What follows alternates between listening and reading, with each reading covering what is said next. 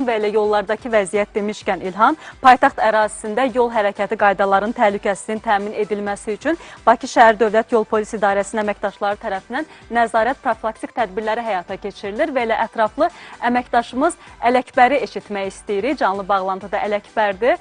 Sabahın xeyir olsun Ələkbər. Biz səni eşidirik, buyur. Sabahın xeyir Ələkbər.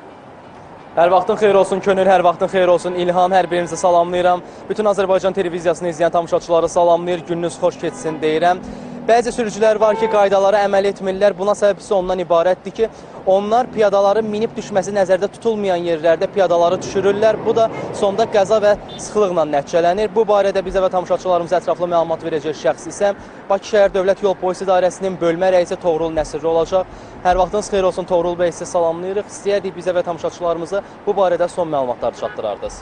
Salam, hər vaxtınız xeyir olsun. Bəli, qeyd edim ki, paytaxt ərazisində yol hərəkəti təhlükəsizliyinin təmin olunması, yarana biləcək sıxlıqların, eyni zamanda baş verə biləcək yol nəqliyyat hadisələrinin qarşısının alınması məqsədi ilə, xüsusilə də hərəkətin yüksək sürət olduğu ərazilərdə əməkdaşlarımız tərəfindən mütəmadi olaraq nəzarət tədbirləri həyata keçirilir.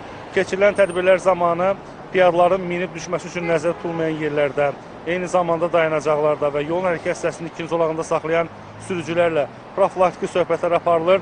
Bu kimi hərəkətlərin yol hərəkəti qayda pozuntusu ilə yanaşı, yəni inzibati məsuliyyət yaratması ilə yanaşı, eyni zamanda hərəkətin intensiv olduğu yollarda yolun buraxıcılıq qabiliyyətinin aşağı düşməsi ilə yanaşı, bəzi hallarda yol nəqliyyat hadisələrinin də baş verməsinə real zəmin yaratması ilə bağlı məlumatlar onların diqqətinə çatdırılır.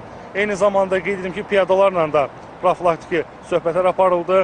Onların hərəkəti üçün nəzərdə tutulan yeraltı, yerüstü, eyni zamanda bərabər səviyyəli keçidlərdən istifadə etmələri ilə bağlı tövsiyə edilir. Və ümumilikdə bütün bunları nəzərə alaraq hərəkət iştirakçılarından xahişimiz, eyni zamanda tələbimiz ondan ibarətdir ki, yol hərəkəti qaydalarına ciddi şəkildə riayət etsinlər, həm özlərinin, eyni zamanda digər hərəkət iştirakçılarının həyat və sağlamlıqlarını təhlükə altına atmasınlar.